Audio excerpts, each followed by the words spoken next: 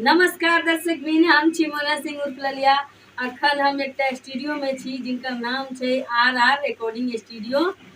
तो हम चाहे छी कि मतलब जय कलाकार के मतलब सिंगर के गावह के है तो एत आ सके छी, सारा किछ के व्यवस्था छी।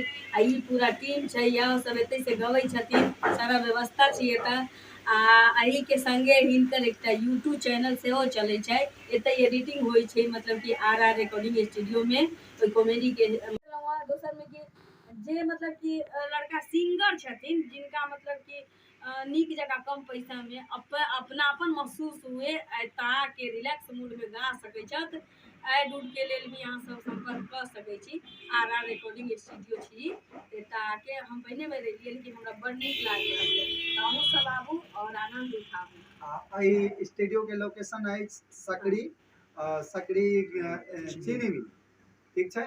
और संगे जेना कि कहलथि कि जे हमर सबके comedy video per day release होइत अछि और सर के साथ होइत अछि। और हिनका तऽ अहाँ सब नीक जगह चिन्हबे करैत हेबै।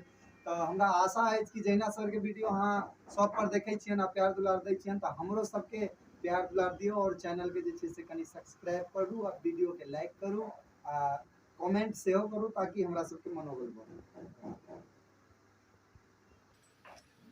ई छै भनसाघर।